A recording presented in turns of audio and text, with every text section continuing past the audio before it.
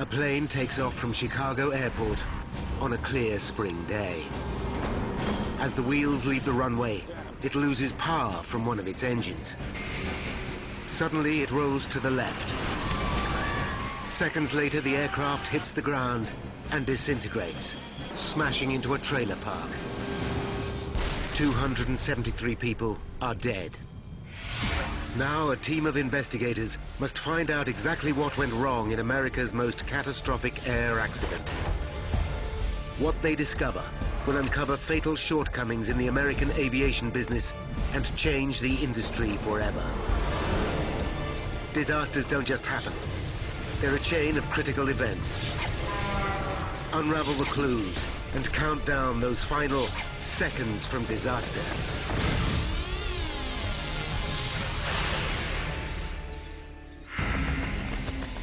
This man has just witnessed a plane crash. On board is the woman he loves.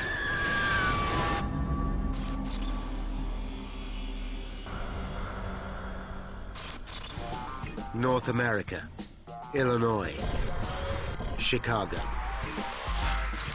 May 25th, 1979, 12 noon. America's third biggest city, with the busiest airport in the world. Every minute, a plane lands or takes off from O'Hare International Airport. More than 2,000 flights a day.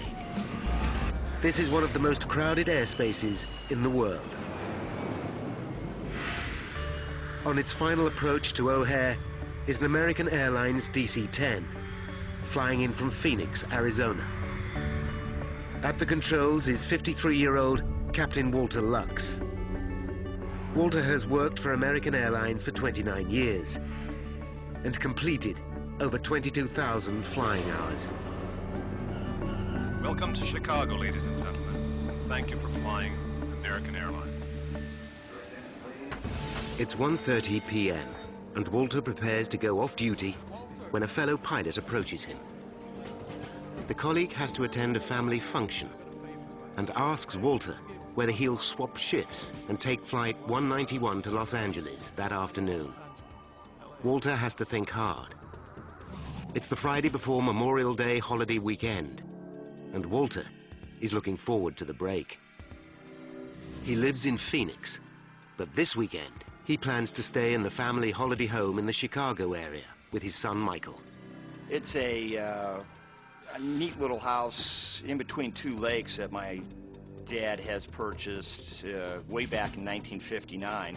Usually we're out on the water, either fishing or sailing.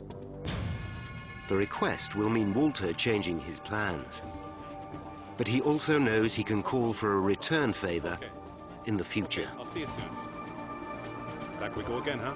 Let's go. There's no time to let his son Michael know about the change. He'll have to call him from LA.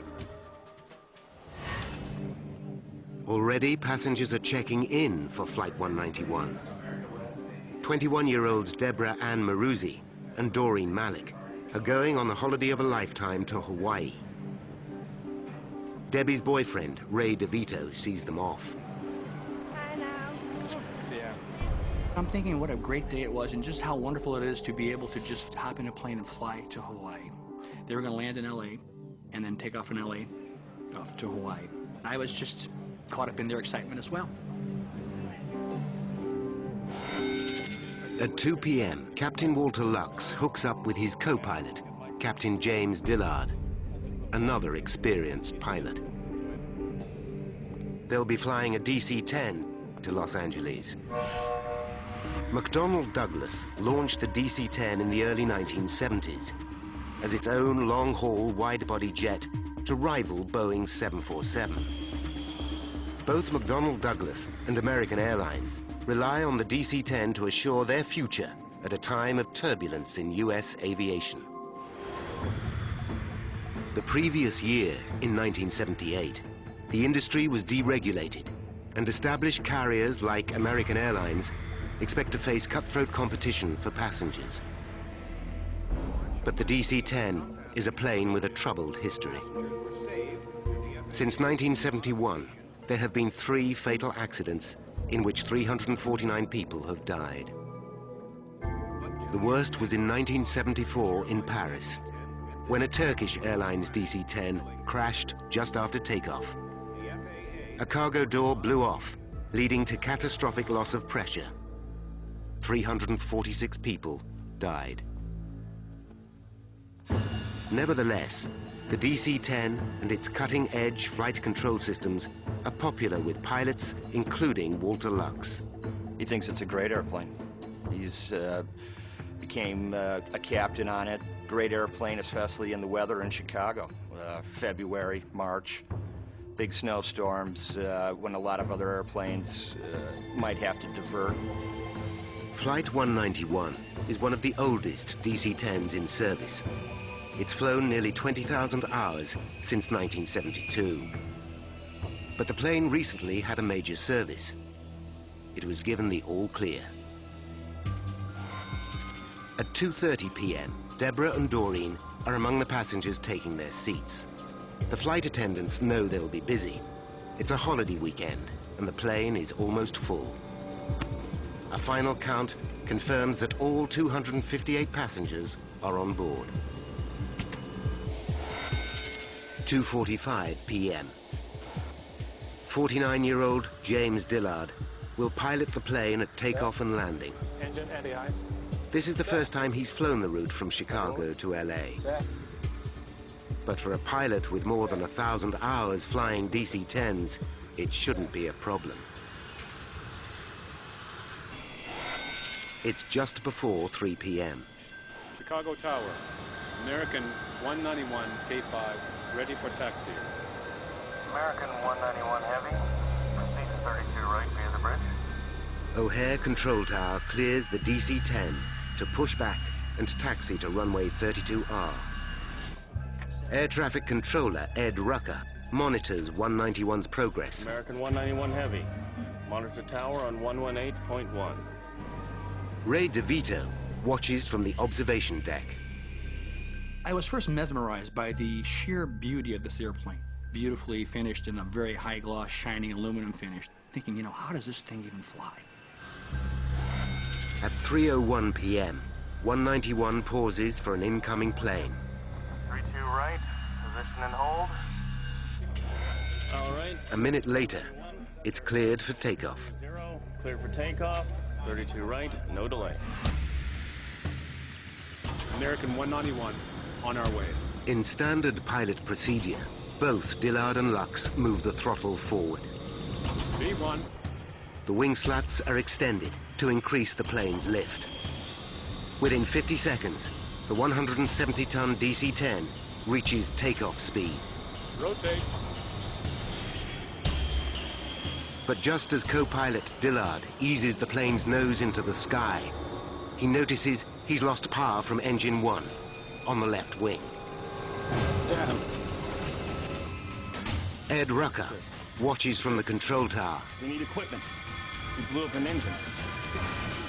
Flight 191 is in trouble. But it's too late for the pilots to abort takeoff. They are now committed. Loss number 1. American Airlines Flight 191 has just taken off from Chicago Airport. As it leaves the ground, it loses power from the engine on the left wing. The plane veers to the left, but co-pilot James Dillard corrects it with the rudder. He knows the DC-10 can fly with just 2 of its 3 engines and has been trained to deal with exactly this scenario. To reduce the load on the 2 remaining engines, Dillard follows AA guidelines and slows the plane to the minimum climbing speed, V2, 283 kilometers per hour. Air traffic control hurriedly make preparations for the DC-10 to return for an emergency landing. All right, American 191 Heavy. Do you want to come back? And to what runway? The pilots know the emergency is far from over, but they have the plane climbing evenly again, though slightly slower than normal. Just beyond the airport's runway are a trailer park and the Chicago Police Canine Training Facility. Sergeant Ken Berger has been training dog teams in search and pursuit techniques for 17 years. Today's training exercise involves Ken playing a fugitive. I can hear a plane approaching.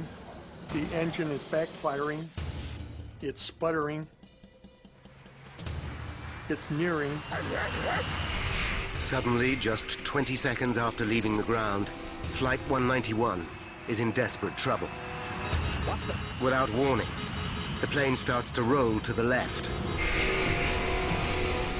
Ray DeVito is still on the observation deck. He watches in horror. There are two fireballs, like flak from a World War II movie.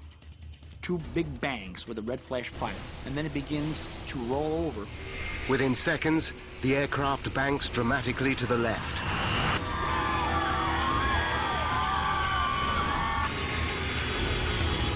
Ken Berger and his colleagues see the plane in trouble.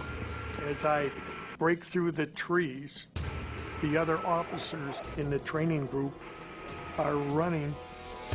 The DC-10 heads directly for the trailer park, home to hundreds of people. Ray DeVito runs in panic through the airport. Pilots Lux and Dillard fight to level the aircraft, but the plane does not respond. The nose drops below the horizon. In air traffic control, Ed Rucker can do nothing but watch as the nightmare unfolds before him.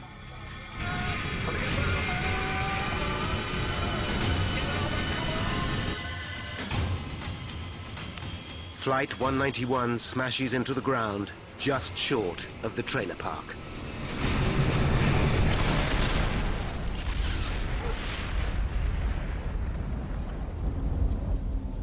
It sends a fireball 100 feet in the air, thick black smoke, and I can feel the heat. 5 kilometers away in the airport terminal, Ray DeVito is aware of the crash. I streak down the stairs, and as I'm doing so, I can hear the explosion, the faint rumble on the ground as the plane exploded. In the impact, debris smashes into mobile homes. As he emerges from the terminal, Ray DeVito senses the seriousness of the crash. I run out of the terminal, into the street, and now I see the huge smoke cloud. Berger and his fellow officers are enveloped in thick black smoke. There's fire, ground fire, a very acrid smell in the air of burning fuel, of burning flesh. Ray DeVito finds his way onto the airport tarmac and sprints towards the crash site along an active runway. I'm thinking as I'm running, dear God, let her be safe, let the aircraft be safe, let this not be as bad as it looks. Could Deborah, or anyone on board Flight 191, survive such an horrific crash? American Airlines Flight 191 crashes. Just 31 seconds after taking off from Chicago's International Airport. 271 people are on board. Ray DeVito races to the scene to find out if his loved one is among the survivors. 3:15 p.m. Just 11 minutes after the crash, the first firefighters arrive. Among them is paramedic John Heavey. There was a haze in the air, and the one thing I distinctly remember was the absolute, utter silence. No sounds, nothing whatsoever. As the emergency services begin to search for survivors, local news crews also arrive. Ray DeVito has run 5 kilometers to reach the crash site. When I arrive at the crash site, I see pieces of airplane strewn about. I assumed I'm not at the proper site because there's not enough pieces of plane or things here for me to recognize. By now, the emergency services realize their task is hopeless. John Heavey and his team confront the horror of the scene. There were parts of We didn't know what they were until we got closer. They were just parts and chunks of people that were soaked in jet fuel that were burning. The twisted wreckage of 191 lies scattered for hundreds of meters. Debris has smashed into the trailer park, destroying 5 homes. 2 more people are dead. Even seasoned professionals are overwhelmed by the scene. It's something you can never forget. And the hopelessness that you can't help anybody. You can just stare in disbelief that in a second, all this could happen. There are no injured on the ground. Everybody has fair. News of the devastating crash flashes across the nation. He kept on climbing a little bit. It collapsed and it hit the ground. The spark set off the jet fuel, and this whole place was nothing but a sheet of flame.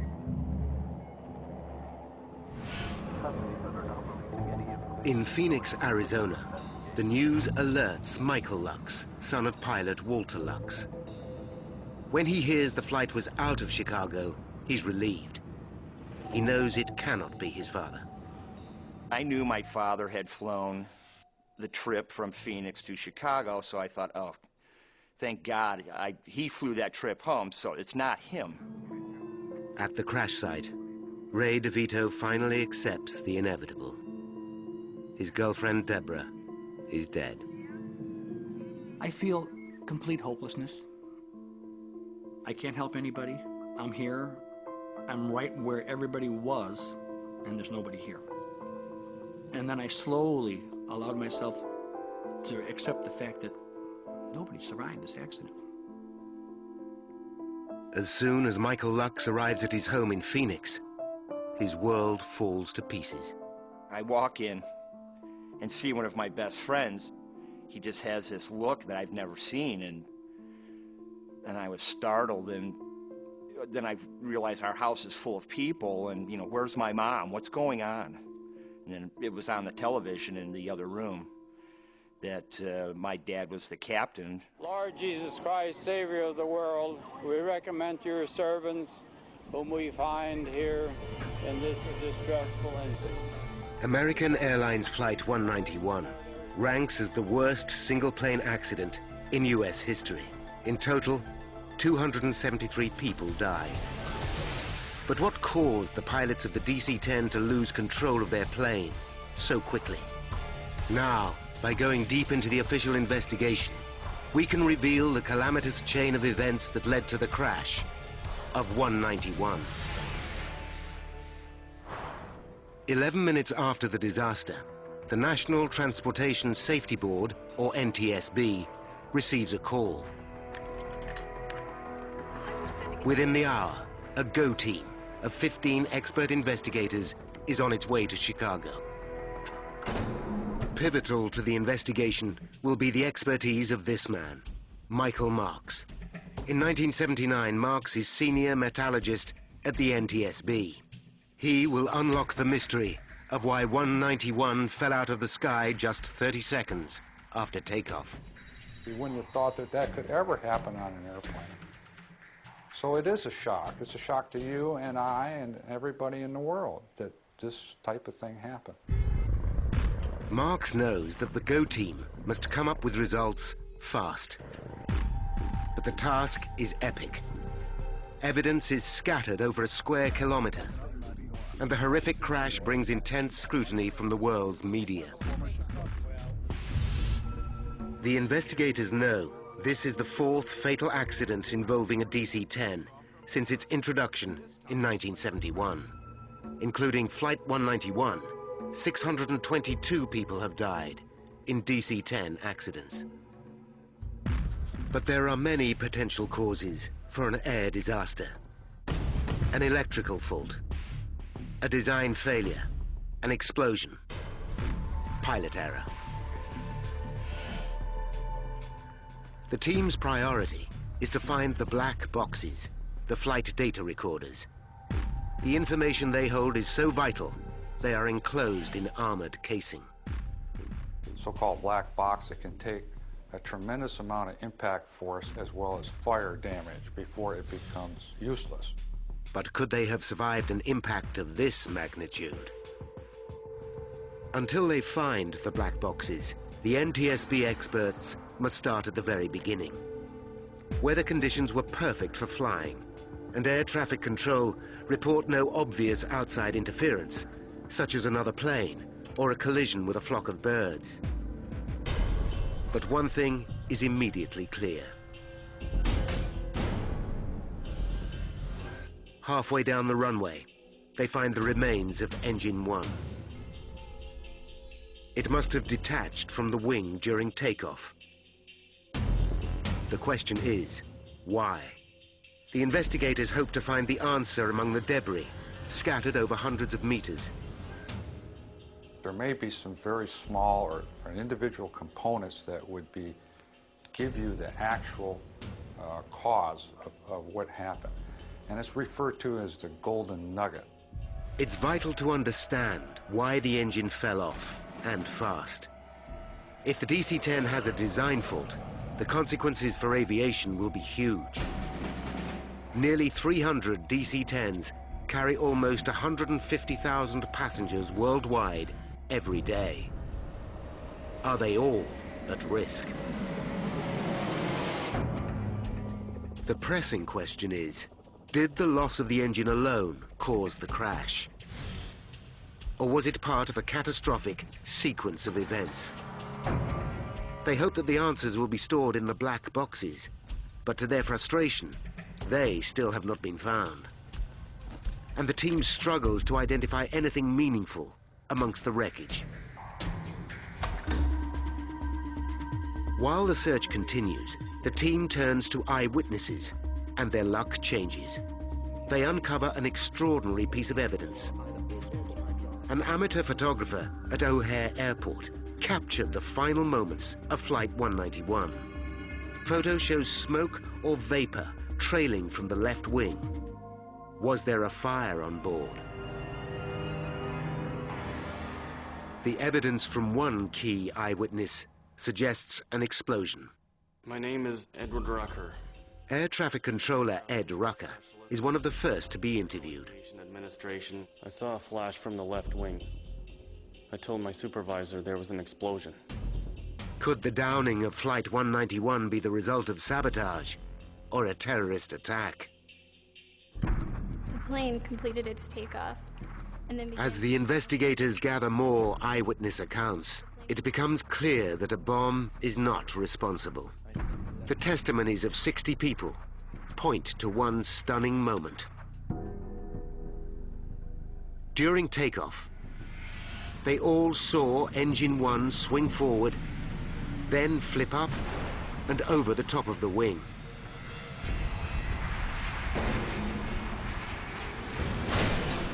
It's a shocking revelation that points towards structural failure. If true, it could potentially affect every DC-10 in the air. This would be the airline industry's worst nightmare.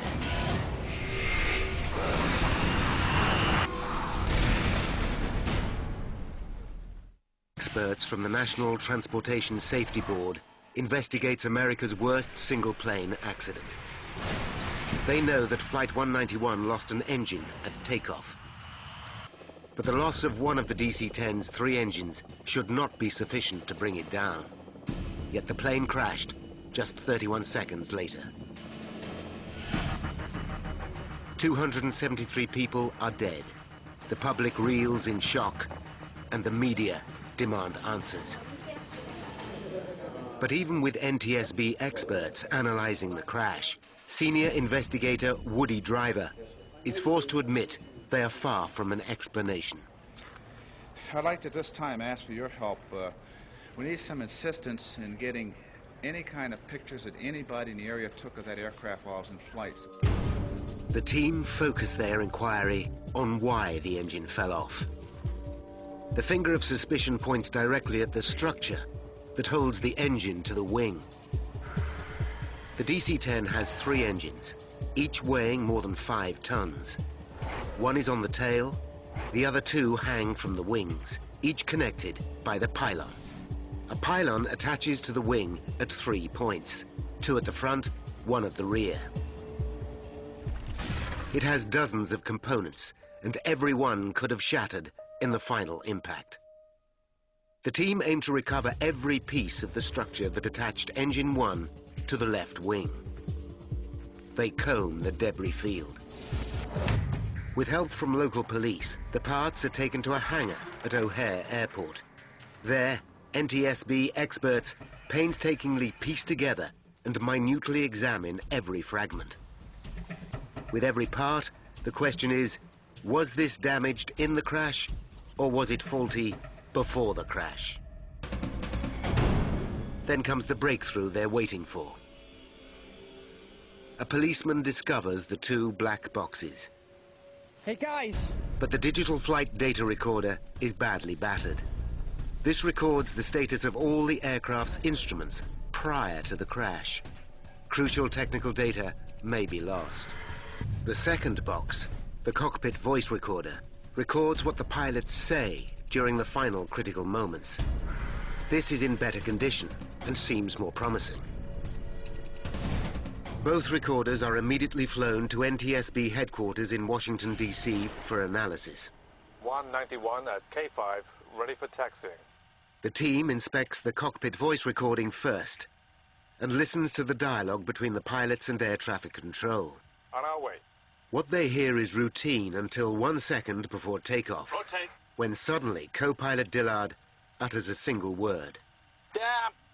Then the tape goes silent.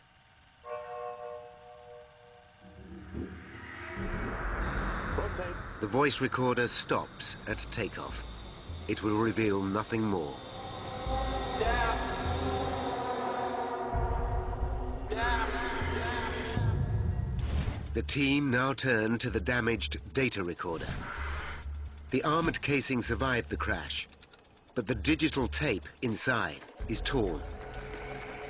Technicians spliced the shredded tape together and managed to salvage almost all the data. Only a few seconds are lost. The data recorder continued to function until the final moment before impact. The printouts reveal a disturbing picture. Even with the loss of Engine 1 from the left wing, co-pilot Dillard is able to stabilize the plane. Following standard procedure, he reduces airspeed, but for some mysterious reason, the plane starts to roll suddenly to the left. The investigators search the data recorder for the settings of the ailerons and slats on the left wing. These allow the pilot to control the aircraft. But this crucial data seems to be missing. Even though the data recorder continues working, it stops recording this information at exactly the same moment the voice recorder cuts out. The question is, why? It's now 48 hours since the crash.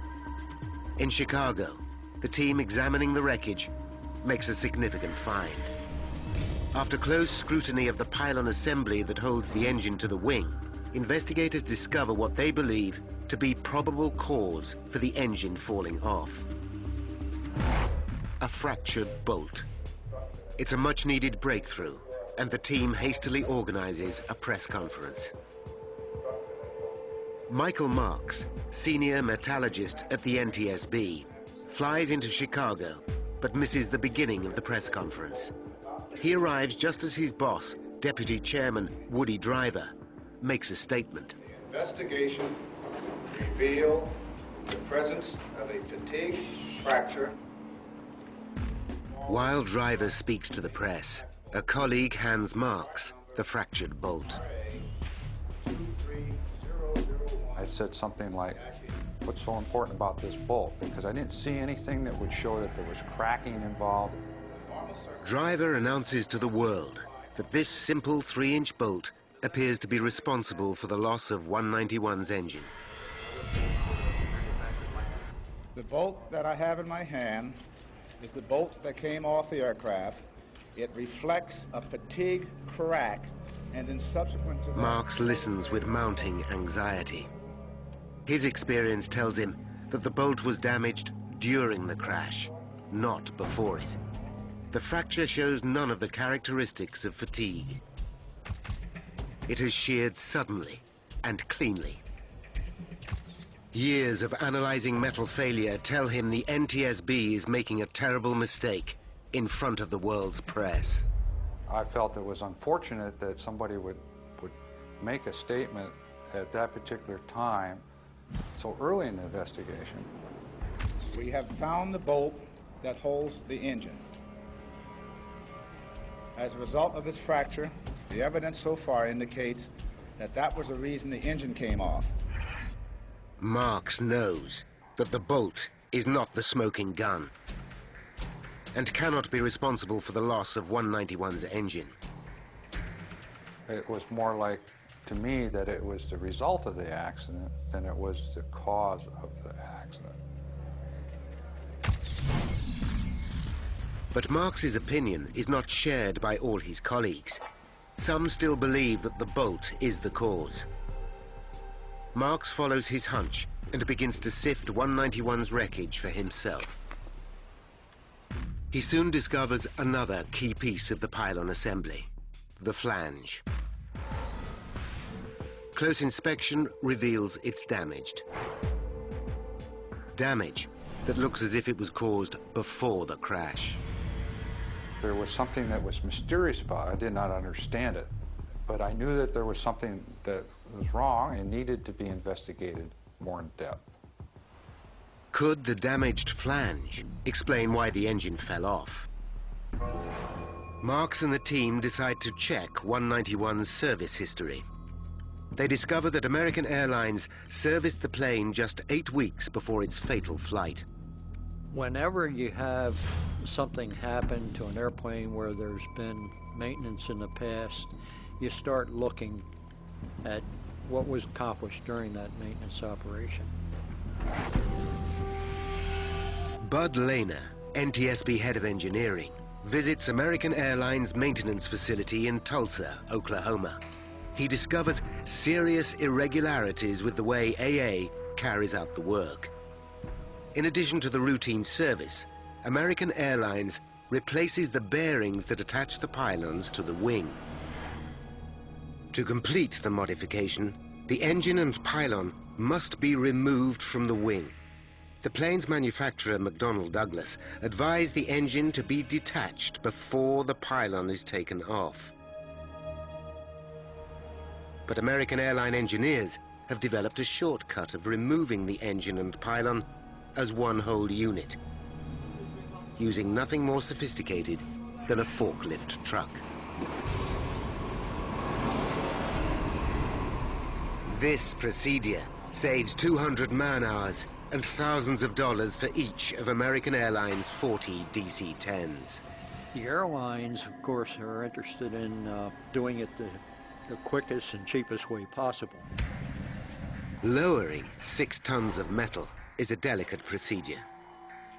If the forklift truck is in the wrong position, the engine will rock like a seesaw and jam against the pylon attachment points.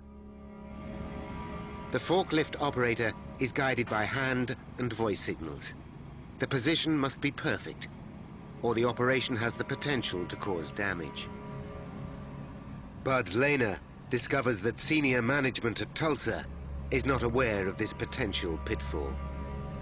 We were a little bit surprised that somebody hadn't observed this operation and thought beforehand that there's a possibility that this is going to cause some damage that could be catastrophic. The team also discovered that the modification to 191 did not run smoothly.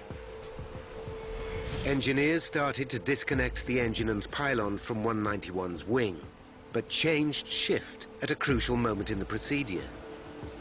During the handover, the engine and pylon were left supported by the forklift truck. When work resumed, the pylon was jammed against the wing mounts. The forklift was not carrying the load evenly and had to be repositioned before the pylon could be released. Bud Lehner calls Michael Marks at the NTSB labs with the news.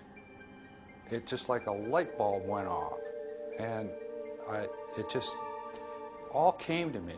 And so I said, but not only do I think it could have been caused by something striking it, I can prove it. The flange is on a bulkhead, bolted to a clevis. When the bolt is removed to detach the pylon, the flange can move up against the clevis. Marks looks at the flange again. It's not just cracked, it's also bent, exactly matching the curve of the clevis. Since the flange can only come into contact with the clevis when the bolt is removed, the crack must have been caused during the removal of the engine and pylon for maintenance. Finally, Marks knows why the engine broke away from the wing. He's also uncovered shortcomings in the way the DC-10 is serviced by American Airlines. But Marks is aware that DC-10s are able to fly with just 2 engines. Airplanes don't crash just because an engine comes off. We've had other engines that have come off and flown away and landed, and nobody gets hurt. There had to be other reasons why this particular accident happened. The spotlight turns to the pilots. Was pilot error responsible for the crash of 191? Could Lux and Dillard have made a mistake in the heat of the moment? Back in Chicago, the NTSB team are making headway. They find a 1-meter piece of the left wing on the runway, where the engine fell off. The piece has been ripped away from the rest of the wing. It's a significant clue. This part of the wing carries the hydraulic controls for the slats, which are vital for takeoff. The investigators begin to understand what happened. The engine pylon broke away at the weakened flange. The engine swung round the front mount, up and over the wing, ripping out 1 meter of the leading edge, including the hydraulic control. This is crucial information. At takeoff, the slats on the leading edge extend to increase lift. Without the hydraulic system to hold them in place, wind pressure causes the outboard slats to retract. This reduces lift on the left wing, and the plane rolls to the left. The team has made a major breakthrough. But the DC-10 design includes a backup hydraulic system. Although this was also damaged, there was still enough fluid to re-extend the slats. What's more, instruments in the cockpit would warn the pilots that the slats had retracted. So why didn't Dillard re-extend them? The team realized the answer lies in the abrupt ending of the cockpit voice recording. The takeoff was regular. The electrical circuit that operates both the voice recorder and the slat warning system was powered by the engine on the left wing. You've got pitch, speed, altitude, everything seems normal going down to right about there. When the engine tears away from the plane, both lose power, leaving Dillard with no idea that the slats are incorrectly positioned. But Dillard should still have been able to fly the plane. He was flying the airplane. He was literally flying it out after the engine came off, after the slats came back. So did Dillard deviate from the emergency procedure? The flight data recorder shows that when he lost engine 1, Dillard reduces speed to V2, exactly as trained. V2, 283 kilometers per hour, is the aircraft's minimum climbing speed. Dillard was doing everything by the book, yet still, the plane crashed. Marks and the investigation team start to question whether the emergency procedures are at fault. As part of any plane development, pilots rigorously test its handling in a variety of situations. But the investigators discover that DC-10 tests never covered a situation where the engine and pylon fall off and the slats retract. Calculating the exact effect on the aerodynamics, the team recreate 191's flight in a simulator.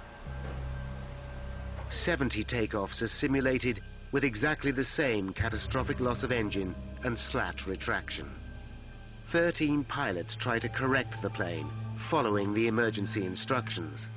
Not one manages to save the aircraft. It's a shocking revelation. The training manual is wrong.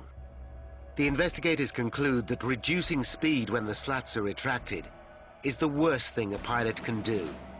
It guarantees that the plane will stall in mid-air. This is exactly what happened to Flight 191. Captain Lux and co-pilot Dillard are not to blame.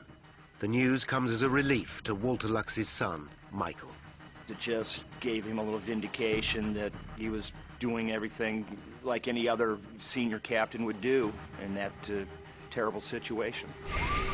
But even with the flaws in the emergency procedures, the investigators know that there was one instrument which should still have been able to save Flight 191.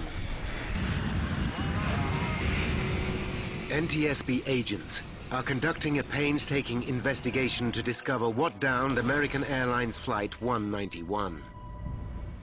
They know that in unique circumstances, the pilots unwittingly stalled the aircraft. But the team need to resolve the last mystery. There is one final safety device which should have saved the stricken plane. When a DC-10 is about to stall, it makes a distinctive dual warning.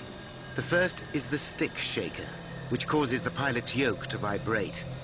In addition, a light flashes. This combined warning alerts the pilot to increase speed immediately.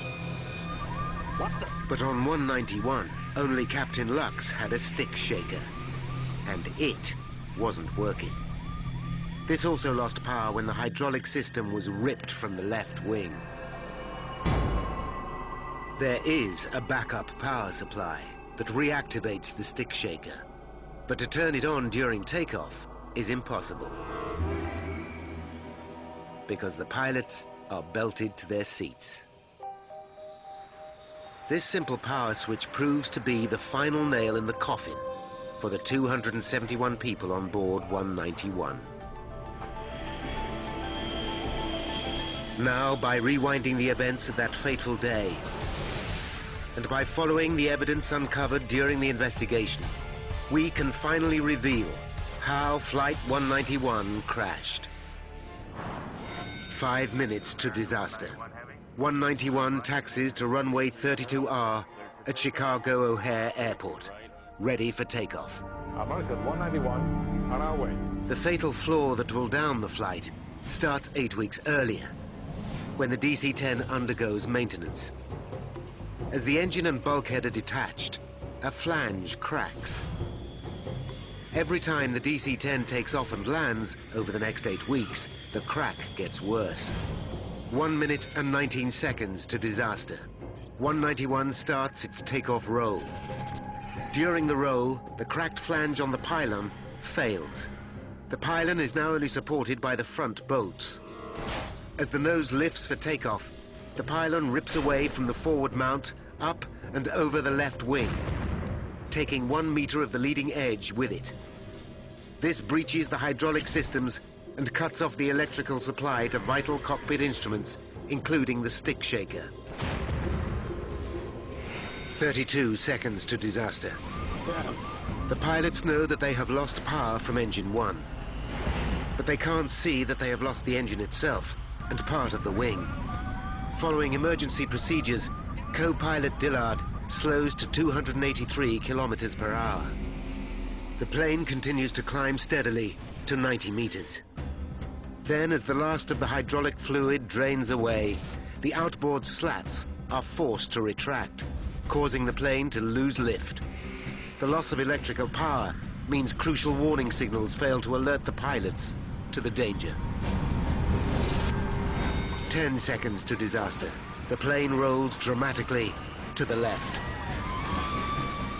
The pilots fight to correct this, but the aircraft continues to roll until its wings are past the vertical and the nose pitches below the horizon.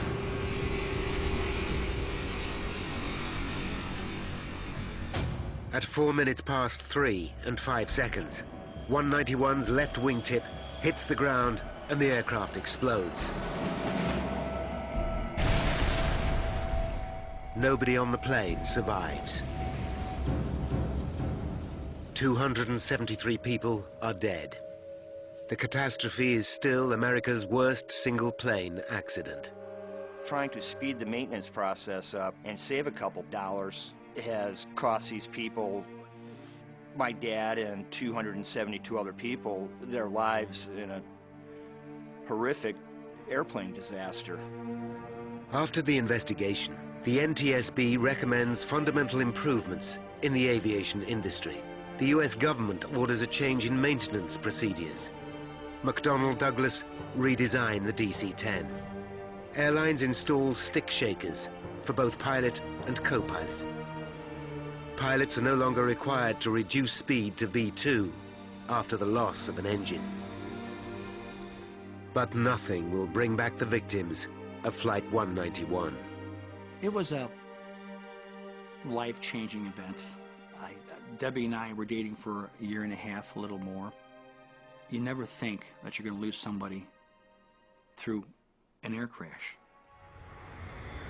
The US government fines American Airlines just $500,000 for improper maintenance procedures. But the insurance settlement for the replacement value of 191 gives American Airlines $25 million more than they paid for it. McDonnell Douglas shares fall more than 20% after the crash of 191. Eventually, the company is taken over by its rival, Boeing. What are the odds of surviving a crash? Don't miss Getting Out Alive Day this Saturday from 1. Stay tuned for another gripping Seconds from Disaster.